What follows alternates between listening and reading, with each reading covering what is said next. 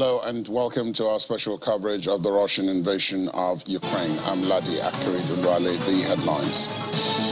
Former U.S. Secretary of State Henry Kissinger advises Ukraine not to cede any territory occupied since the start of the war with Russia. Israel warns Moscow about consequences amidst Jewish agency closure. And Moscow charges 92 members of the Ukrainian armed forces with crimes against humanity.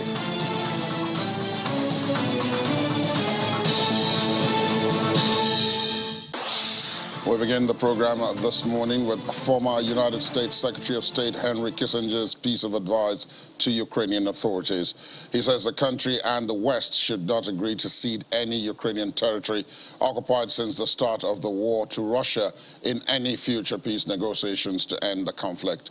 Mr. Kissinger told German public broadcaster ZDF that giving up a Ukrainian territory should not be on the table and urged the West to be clear about what was up for discussion and what was not up for discussion under any circumstances.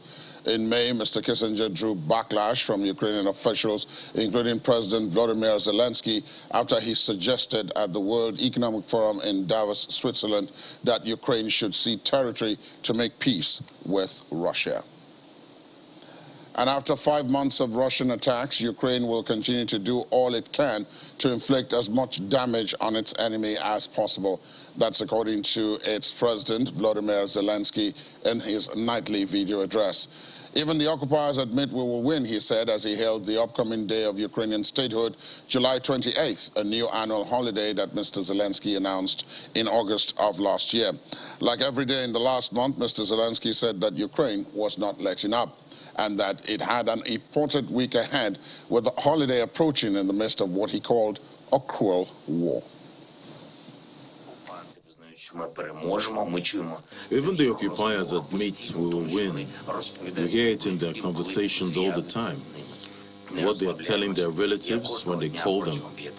So we don't let up, as every day during the last 5 months, we do everything to inflict the highest possible damage on the enemy and to gather for Ukraine as much support as possible. Tomorrow starts an important week.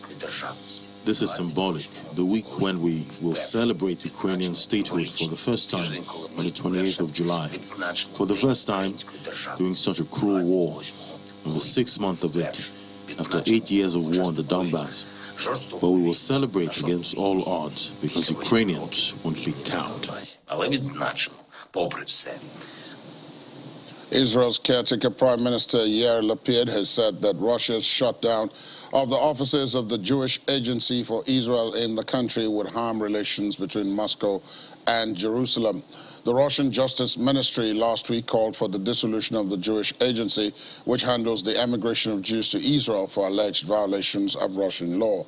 A court in Moscow will begin a hearing over the ministry's request on July the 28th.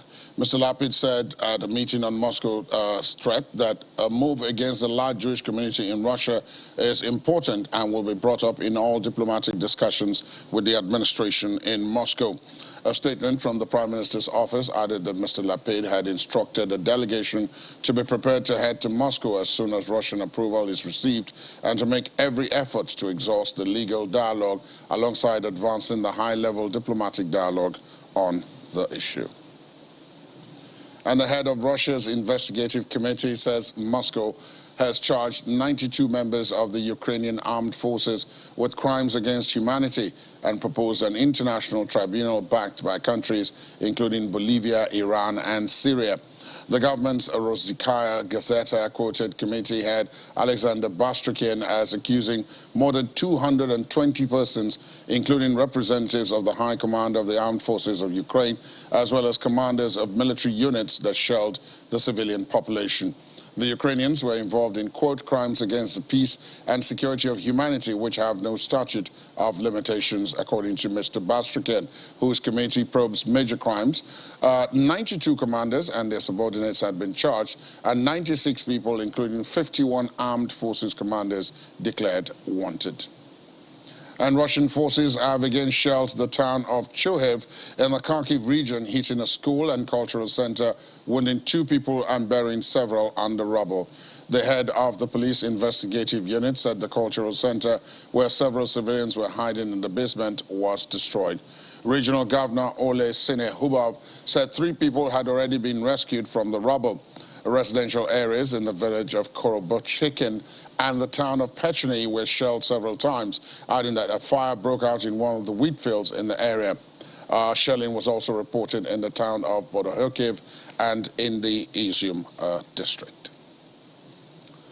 Russian forces through the Ministry of Defense have said they carried out several attacks on military targets in Odessa and Donetsk.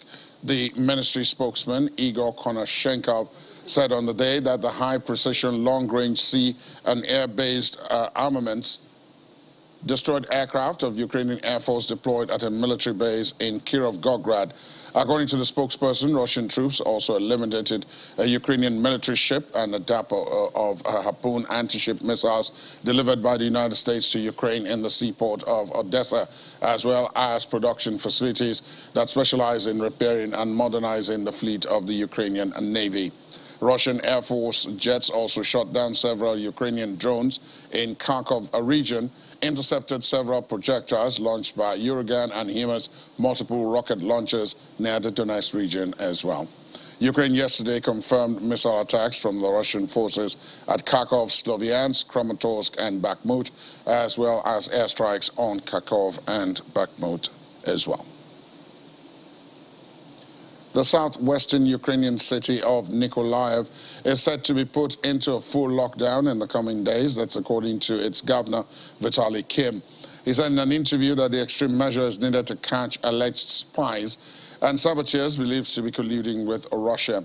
According to him, so far the city's authorities and the military have detained 12 individuals believed to be working for Russia amidst the ongoing conflict. Asked about the number of alleged spies, the governor admitted that literally everybody in the city is now accused of being a traitor, but that he has a hidden strategy to uncover and catch the purported spies. Earlier this week, Kim had announced a $100 bounty for tips about alleged saboteurs and spies. The compensation will come in exchange for information on those who reveal to the occupiers the places of deployment of Ukrainian troops, and that's according to him, adding that the $100 tip will be paid only for credible reports. Hungarian Prime Minister Viktor Orban says the European Union needs a new strategy on the war in Ukraine as sanctions against Moscow have not worked. Mr. Orban reiterated that Hungary, a NATO member, would stay out of the war in neighboring Ukraine and is facing his toughest challenge since taking power in 2010, with inflation in double digits, a weak forint, that's the currency, and EU funds still held up amidst a dispute with Brussels over democratic standards. He said in his speech that the Western strategy on Ukraine had been built on 4 pillars: that Ukraine can win a war against Russia with NATO weapons, that sanctions would weaken Russia and destabilize its leadership. He said Ukraine would never win the war that way, quite simply because the Russian army has asymmetrical dominance, adding that there was no chance for peace talks between Russia and Ukraine, and that the war could only be ended with peace talks between Russia and America. Új stratégiára van szükség, amelynek a középpontjában, a célkeresztjében nem a A new strategy is needed which would focus on not winning the war, but instead on peace talks and drafting a good peace proposal. The European Union's task now is not to stand on the side of the Russians or on the side of the Ukrainians, but to stand between Russia and Ukraine. This should be the essence of a new strategy. This is how the situation is. We are sitting in a car that has a puncture in all 4 tires. It is absolutely clear that the war cannot be won in this way. Ukraine will never win the war against Russia with American training personnel and weapons, quite simply because the Russian army has asymmetrical dominance. The second fact that we have to face up to is that the sanctions are not weakening Moscow. The third is that Europe is in trouble, in economic trouble, but politically too, the governments are collapsing like dominoes. Only since the war, The governments of Britain, Italy, Bulgaria, and Estonia have collapsed, and the autumn is not even here yet. The problem is that everywhere in Europe, or in a large part of the European countries, it is certain that there will be a recession, and this will cause political instability. We have to reach a new agreement with the Russians. A new agreement has to be reached between Hungary and the Chinese, and a new agreement has to be reached with the United States. It would be easier with the Republicans than with current Democrats. Let's talk now to Vladimir Dubovik, a professor, Department of International Relations at Mykolaiv National University in Lviv, Ukraine. Good morning to you. Thank you for your time. Hello, sir. Let me start with what you just probably heard. The Hungarian Prime Minister, Viktor Orban, giving a wide view of what is going on, not just as a result of the war in Ukraine, but the consequences for other countries which are not directly involved, including his, which is suffering economic crisis. Now, if you heard what he said, does he have a point, do you think? Let me say that this was the longest probably segment of Orban talking, maybe outside of Hungarian state TV, that I've seen recently. So, well, Mr. Orban is the prime minister of one country out of dozens within European Union and NATO. His position has always been very specific, let's put it mildly, very peculiar. He has a quarrel with other countries around Hungary, not just with Ukraine, but with any other neighbor as well.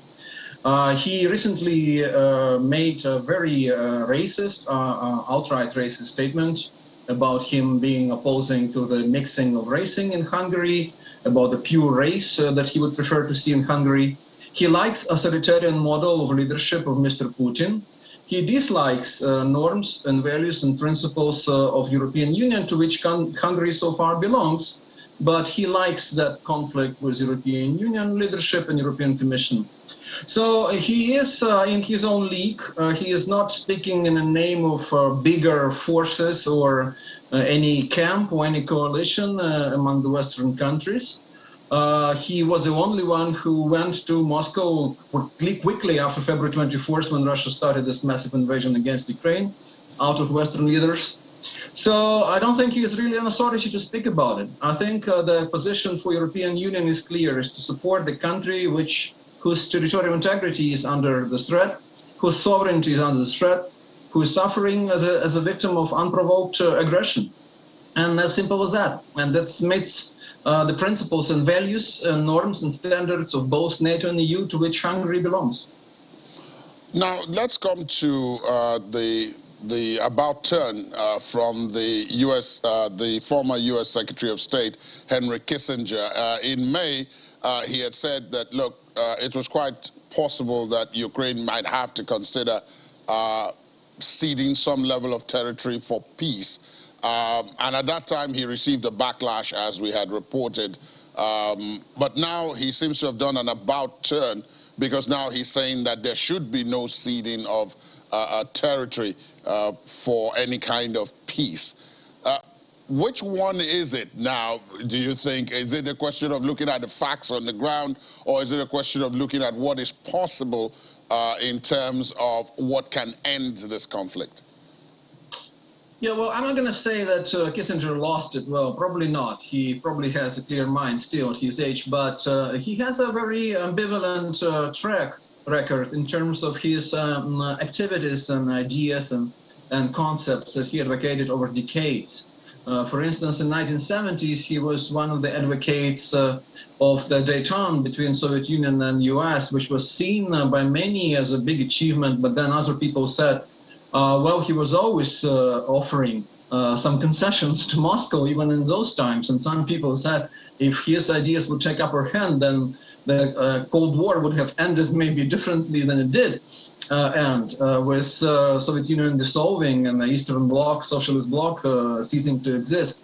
So he might have some ideas now, but what is explaining his previous line of thought is clearer to me, because he belongs to this political realism line of thought, which is means like Russia, big country, anyone next to Russia should be in Russia's sphere of influence and others should not interfere. To simplify, that's their line of thought. So when he said that Ukraine should cease activity, fighting and hostilities and look for peace and not try to return any Russian-occupied territories, that kind of fitted in that particular line of thought. What is driving him now? I have no idea, and we'll have to take a closer look at it. Let's come back to the conflict itself now. At the end of last week on Friday, there was quite a bit of optimism and hope when the agreement on grains export was signed by Russia, Ukraine, the United Nations, and Turkey, all with clearly identified roles. And everybody was hoping that those grain exports would resume, and many of the countries which had suffered as a result of not having access would have some relief. But almost just a day or under a day later, there were attacks on Odessa, which is the main port through which the grains were supposed to pass through.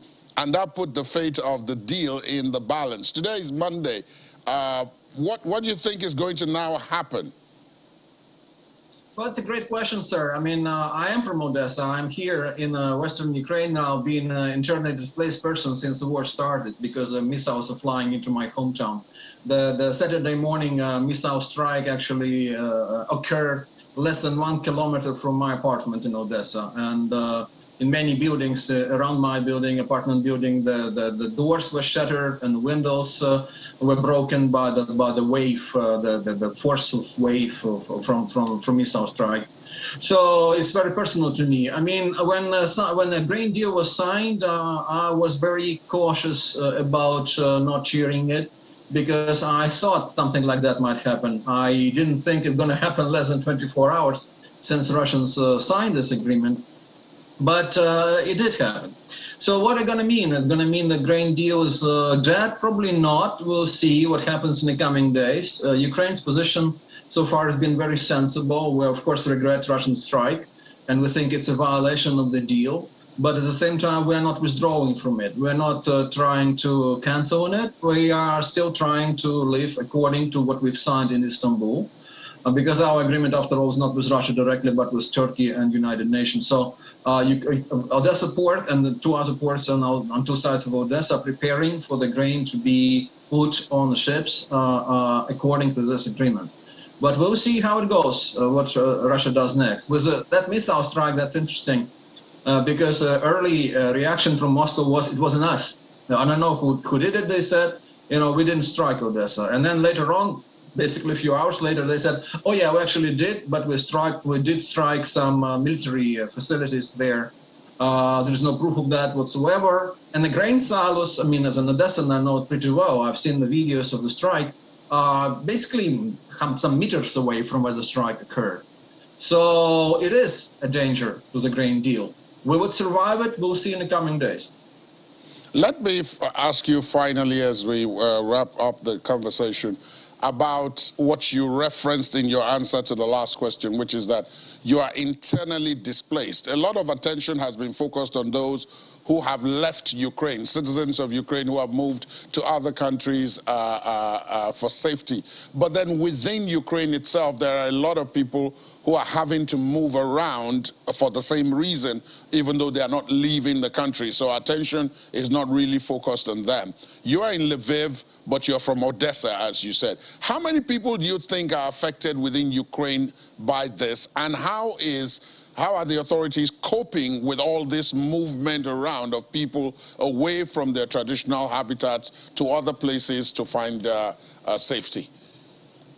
It's another great question, sir, and thank you for bringing attention to this, because indeed, you're right.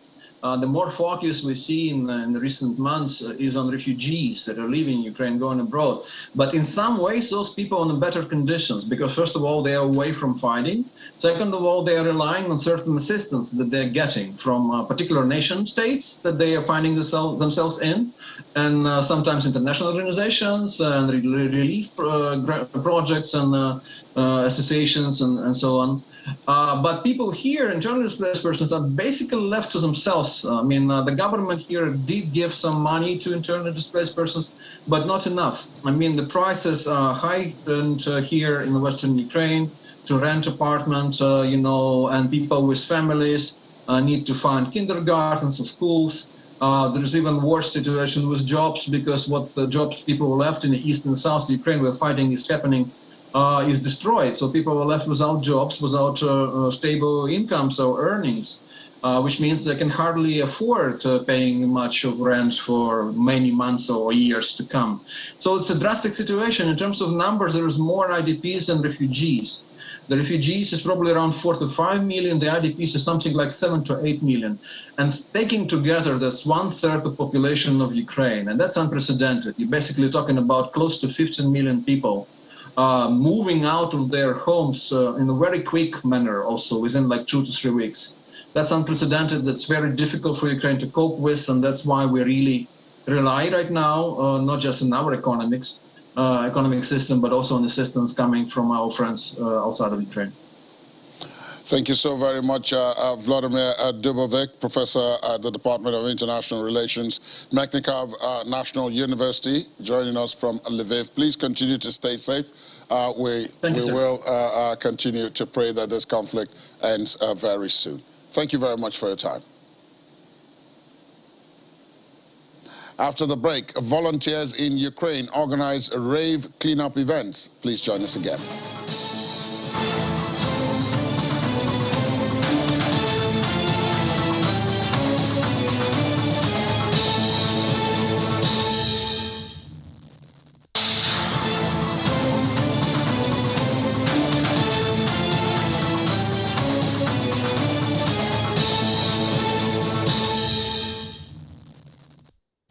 Welcome back. Thanks for staying with us. British Prime Minister Boris Johnson took part in a training exercise with visiting Ukrainian troops in Yorkshire.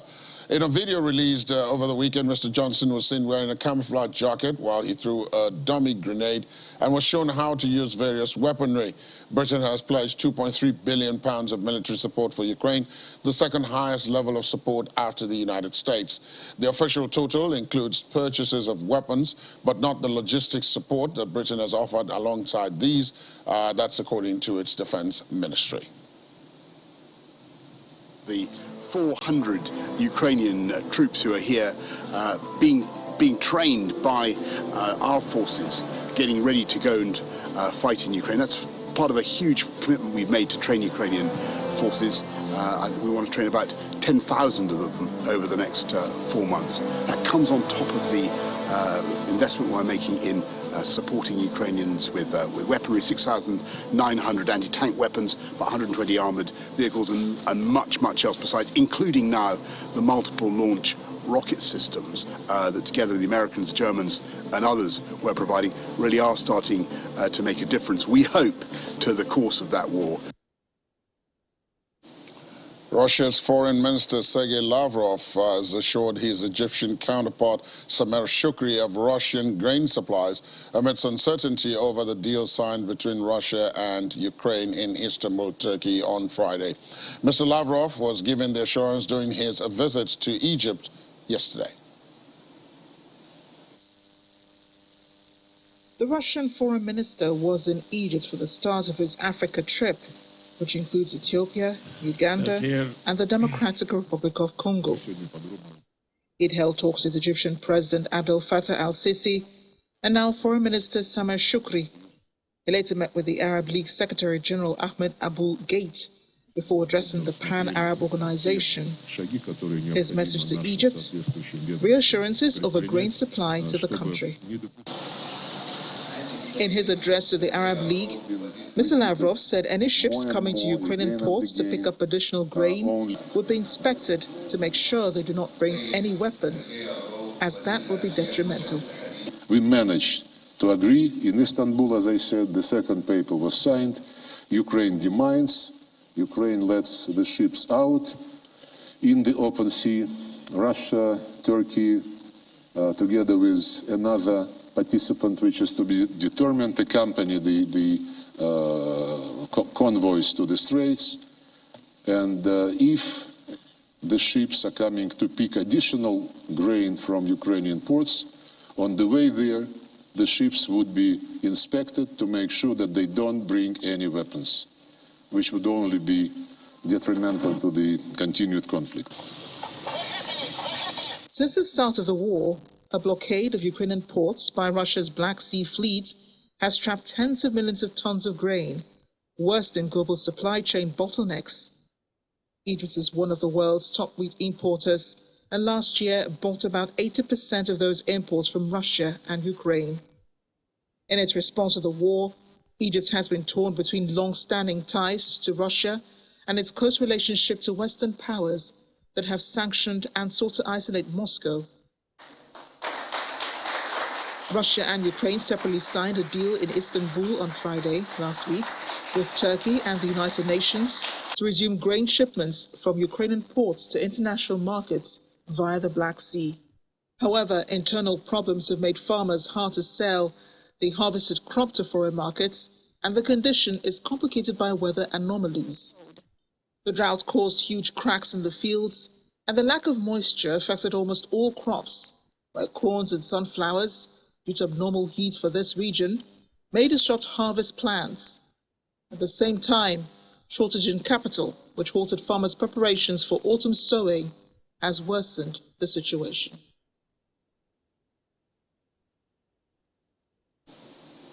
More than 200 people took part in a music party in a bombed-out building in northern Ukraine.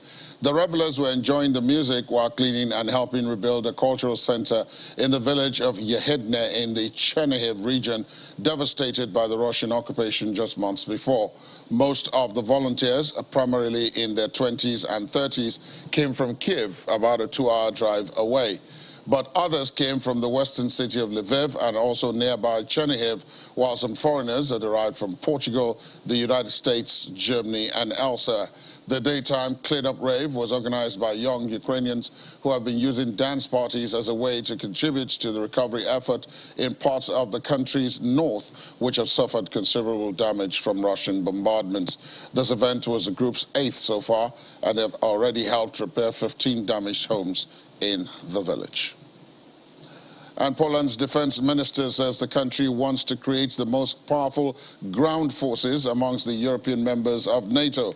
Mariusz Błaszczak says he views Russia, as well as its ally Belarus, as potential adversaries that should be deterred with a powerful military. Poland's ambitious military plans would put it in competition with Germany, as earlier this year, Olaf Scholz, its chancellor, promised to make the Bundeswehr the biggest conventional army amongst European and NATO states. Poland is trying to replenish currently its weapons stockpiles after it transferred over 200 Soviet-era T-72 tanks to Ukraine for use in the conflict with Russia. Last week, Mr. Błaszczak announced the purchase of some 116 used M1 Abrams main battle tanks from the U.S., on top of a separate deal to procure 250 new tanks. Let's talk now to a national security risk strategist, Vince Onyekwelu, who joins us virtually from Abuja. Good morning to you. Thank you for your time this morning.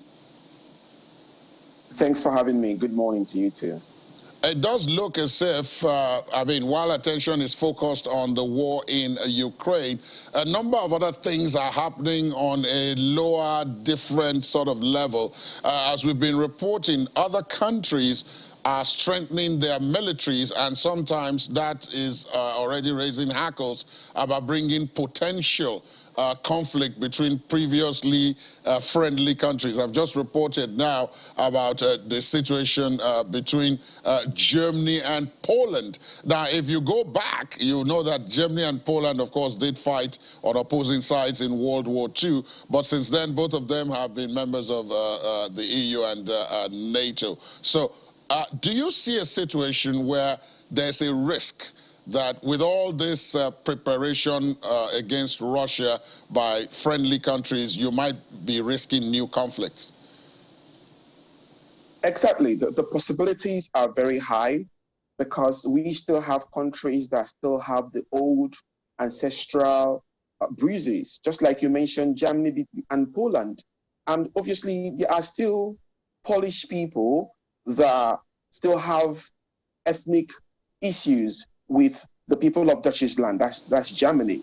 And there are other countries around the EU. Right now, you can see what's going on between France and the UK at the port of Dover.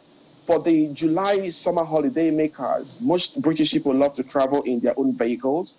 They prefer to take a ride with their vehicle across the Dover port into France and then into Germany, Belgium, and enjoy themselves. But right now, for the past 3 days, the port of Dover has been clustered, and the people in the French side are saying that the British are supposed to be blamed because of the Brexit. The Brits are saying that the French people are supposed to be blamed because they don't have enough immigration officers at the port. So these are unnecessary business and economic issues that are affecting the EU that could even force the EU into a recession.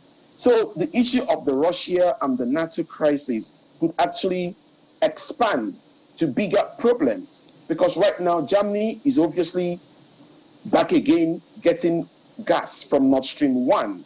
And obviously the Ukrainian government are not happy that Germany had to take the pain of asking the Canadians, who were the country that were repairing the turbines of the damaged Nord Stream 1 gas pipeline.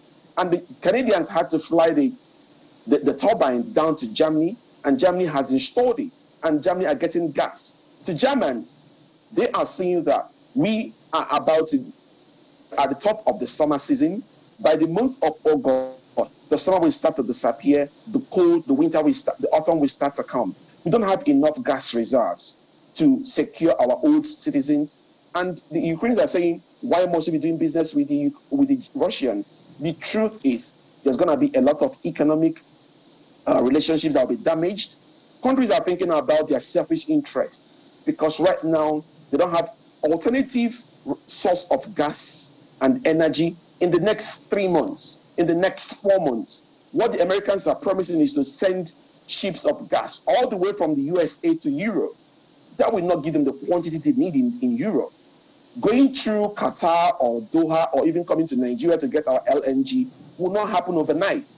And then there's going to be a lot of new infrastructures, a lot of new installations that will be able to get the LNG from Nigeria or to get the gas from Qatar or from Doha or from the UAE. So the truth here is, for the rest of the year, for the upcoming winter, European nations are thinking of their selfish interest on how to have the needed resources from Russia until other alternatives are possible. So enemies will be made. Now, let's talk a bit about something else that we've been reported this morning. You did, I'm sure, see Prime Minister Boris Johnson there with the Ukrainian troops being trained by British troops in Yorkshire. Now, you're a former British officer, and I want to leverage on your experience here. Do you see a situation where, because Prime Minister Johnson is on his way out, he will be Prime Minister only until September the 5th, and possibly the authorities there might want to conclude this training because the Ukrainians are anxious. They don't know who is going to take over after him, and if the person is going to have the same level of robust support, particularly military support, given Britain's own economic difficulties itself. So do you see a situation where this kind of military training could be speeded up so that these troops can return to Ukraine and join the battle, so to speak? Oh, yes. Oh, definitely, yes. Most of the weapons that these Ukrainians are coming to the UK to be trained on are not the kind of weapons that you will export to Ukraine, but who is going to use it? Who is going to implement it? So most of them will need about 3 months training minimum if you want to get a professional training for those weapons. And I'm not sure the Ukrainians have 3 months in their side, because they never expected that Mr. Johnson is going to be leaving. And for Putin, I think Putin sees that as a victory, because they know that Mr. Johnson has not been friendly to them. The idea of Johnson departing from the British Prime Minister position is going to be a win for the Russians. Now look at the 2 candidates of the Conservative Party that is coming. Liz Truss, current foreign minister to the UK. So obviously, Liz Truss will most likely continue these kind of trainings for the Russians, because she is the current foreign affairs prime minister. But what of Mr. Rich? Mr. Rich, who is the Chancellor of the Exchequer, obviously coming from an Indian background and with the wife being a billionaire in US dollars, the question is, will his Indian heritage, who is seemingly supporting the Russians, will it have an influence on Mr. Rich becoming the new Prime Minister of the UK? So Liz Truss winning seems to be like she's going to support the policies of Mr. Johnson, but Mr. Rich winning may be going to be probably follow the wife who is a billionaire for interest of his Indian background. So the Russians sitting enjoying this. Come to look at what's happening in Israel. The Israel government is about to have a reshuffle. They're going to the polls again. The 6th poll in the past 5 years. That's a win-win for the Russians also. So these divisions you're seeing in certain European countries is a win for the Russians, who are actually now fighting to control the port of Odessa. Listen to me. The port of Odessa, everything being equal, the Russians will take the port of Odessa. The Russians cannot leave this war without taking that very unique strategic port of Odessa that gives you access to the Black Sea. Remember, the world has stopped the idea of mining ports.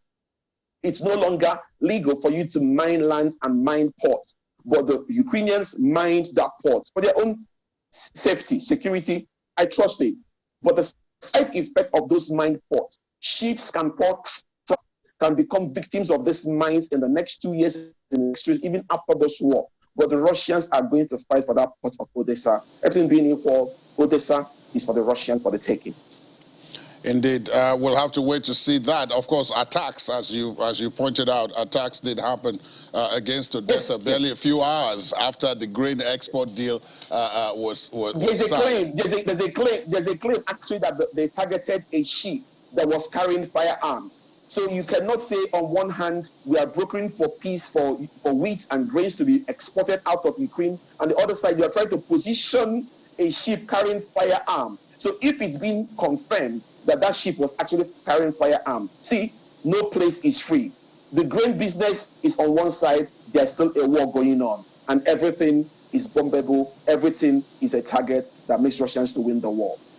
Indeed, we'll have to see about that. Mr. Vince Oyekwelu, thank you so much for your time and for your perspective this morning. It's been a pleasure speaking with you. Thank you. Germany is back on the path of decent gas injection levels, and the task is now to reach its target of 75% gas storage levels by September the 1st, and that's according to the head of the country's network regulator. Klaus Müller, head of the Bundesnetzagentur regulator, added that gas importer Uniper had also ended withdrawals from storage. Farmers harvested crops from a field in the Russian-held part of Ukraine's Zaporizhzhia region. A representative of a Russian-installed local administration said Russia is planning to send combines and equipment needed to bring in the crop. Russia and Ukraine signed a landmark deal on a Friday to unblock grain exports from Black Sea ports and ease an international food crisis, while the United States pledged more military support 5 months into the invasion. Friday's export deal hopes to avert famine amongst tens of millions of people in poorer nations by injecting more wheat, sunflower oil, fertilizer and other products into world markets, including humanitarian needs, partly at lower prices.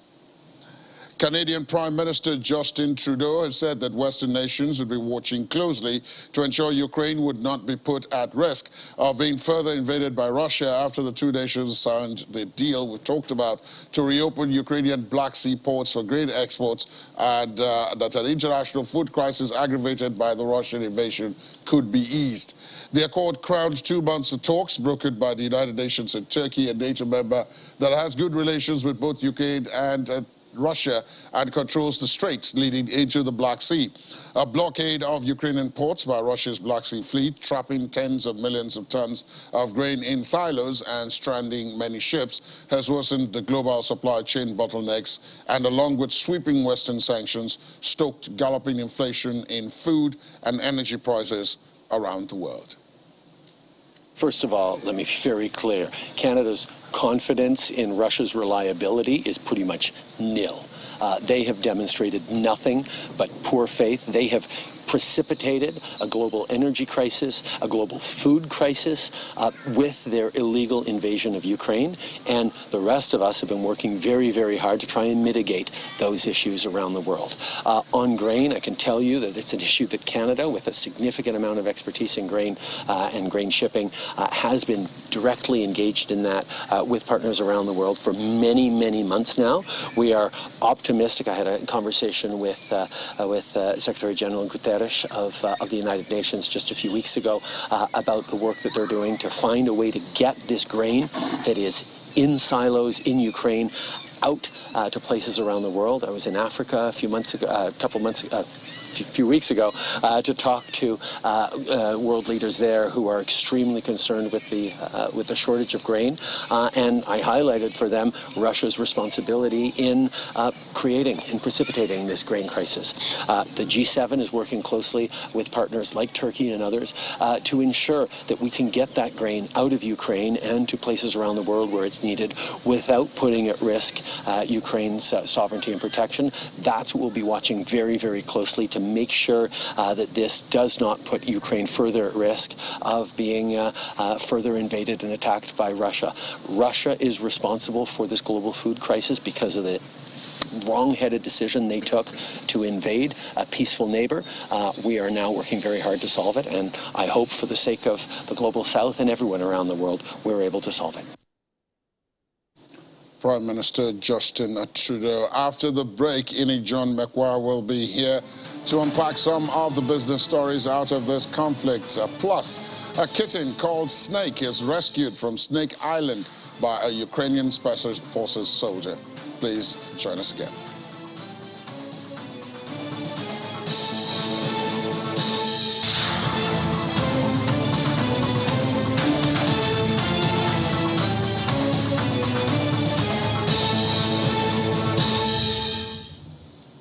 Thanks for staying tuned. Welcome back to the program. As promised, John McWar joins me this Monday. Morning, Ini. Good morning. This grain deal, a lot of people were very optimistic about it on Friday, even though some people also expressed caution then. Yes. And the cautious people proved to be right, because barely 24 hours later, on Saturday, caliber missiles were sent into Odessa, which is the main port through which one of my guests says that for Russia to win this war, they have to control Odessa. So that is not exactly standing with this. But let's look at the economics. The Russian foreign minister was in Egypt yesterday, and he's continuing an African tour today, because some of the biggest clients for what we're trying to get out of Ukraine are African countries. But they are not playing a lead role in all of this. So let's take a look at it. How much does this really mean? What does this really mean for Africa? I know we've talked about bread and Nigeria and so on, but in terms of the economics. Yeah, well, not just to Africa. I mean, even the FAO, the Food and Agriculture Organization, I've said about 47 million people have gone into acute hunger. You know, so it's not just for Africa, it's actually necessary for the world, because as we know by now, Russia and Ukraine control, I think, about a quarter of the wheat that is being controlled in the world, and Russia is like a powerhouse for ingredients for fertilizer, which goes beyond wheat. So even for you to farm in your house, in your country, you do need fertilizer. We know what has happened to the price of fertilizer now. So, the deal also covers fertilizer for Russia. From the Russian side, exactly. Yes. So this deal is really, really very important. And unfortunately, we're not seeing great signs at this time, because as you have noted, barely 24 hours after it was signed, we did see that, even though Russia has come to say it's not affecting their commercial port and all of that, but it's just a signal that anything could go wrong. So even though we don't know those details, it would have been nice to know if one of the parties err, what's going to happen. What's the penalty? Exactly. Maybe that would have been a seal on the deal, so that everybody is aware that there are consequences. Now, on the other hand, because of the dangers and the mines and all of that, this transport of this grain is not going to take the usual route. It's going to take a longer route. So it will take weeks and weeks before it even gets out. We even start with, I think Ukraine have said that it's going to take them about 10 days to get their ports prepared to even start. Start loading. To start loading. And then it's going to take a longer route because of the risks that are all over, you know, the mines that have been placed. So that's all of those still dampen the joy and enthusiasm that we had when we had the deal. Because also, as you were saying that, it also occurred to me that as part of the deal, the ships have to be inspected. Yes, they have to be inspected, which is part of what the minister told Egypt, you know, that they're going to be because of... who is going to inspect it? We know the UN is involved. Of course, Turkey is involved, and all of that is supposed to be. But this isn't good news. Yeah, in fact, one of the headlines I saw was it's a complicated deal, and obviously it's a complicated deal. But it's like, well, what else do we have? What's the alternative? Well, the alternative is for the grains to remain in the silos there, and get bad, get burnt, and the world is going hungry. I mean, 47 million people in acute hunger. That's a lot of number, and of course, it's going to affect Nigeria, of course. Definitely. Now, the other side of this, and you did mention that, I'm happy it's you who's here today. Earlier, when we talked about Russia having default on its loans, and I had asked you about, look, could this go the other way? And you had said it's only a question of time. Well, the time is here now. The time is here. The Ukrainians too are having... Yeah, they're already asking for 24 months. They're owing about $20 billion, more than $20 billion. Their total debt stock is more than $20 billion. And already Fitch, they don't waste time and they don't have sentiments, they've already downgraded them. That means their ability to pay is now less than it was before. Obviously, I mean, their source of income, we're talking of grains now. Grains just now, that's you understand, that's their source of revenue. They don't have all of that. Their facilities, manufacturing, rail have been destroyed. So, of course, where's the money coming from? So they themselves are already asking for 24 months, you know, to defer servicing of their debts, which is on a way to default, according to what they say, is the beginning of a default process. So this might actually go down as a default for Ukraine if things do not change. If this works out, that's the grain thing, they might get some money. But they also had to devalue their naira. I mean, I'm sorry, their currency, their currency, hryvnia. I'm in Nigeria. The hryvnia, you are in Nigeria, and I fully accept it. So they had to devalue it, you know, by 25%. That's what that would do is it will make their goods cheaper and more attractive. But of course, it will also reduce their revenue. So maybe the amount they used to have, I think the revenue used to go for about 25 for $1. Now is going for about 36 for $1. You know, so the value that they used to have or the amount they would have had from the same sales would reduce at this time because of that devaluing of the value. But I mean, it's just part of their realities. That's it. It makes sense. That makes perfect sense. Yes, and then perhaps it will attract more sales to the country. You and I were talking about this also. Now that's across in Russia. When everybody was raising interest rates, the Russians were headed in the other direction, and I think we called it financial engineering at the time. And now... They're still there. They're still reducing rates. And that's the only country in the world that's reducing rates at this time. Maybe because then they did, I mean, what they did was they just went up to 20%, from about 9.5% to 20%. So perhaps now they're trying to find a balance. But I mean, Russia is the only country in the world now. Even the ECB, the European Union, had to raise rates after 11 years. Yeah. You know, we've staying at one level. Yes, we've always talked about the discrepancy among the countries within the European Union. So now, I mean, everybody had to agree. And so 11 years after, they had to raise rates. But Russia has cut its rates. But you did say at the time that cutting the rates for them, given their economic situation, made sense. Yes, it does make sense now because the inflation is even going down. Everybody's raising rates to deal with inflation.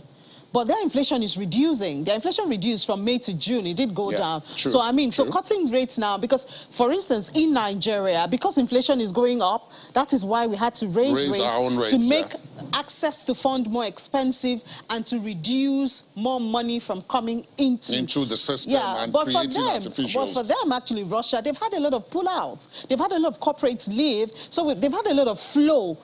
Cutting short, being cut short, you know, and we talked about how the government has been so genius in managing. Exactly. So now perhaps this will attract more inflow into the country, which is the opposite of what's going on in almost every other country. I don't know of any other country that is not dealing with inflation at this time except Russia. We'll have to keep an eye on that.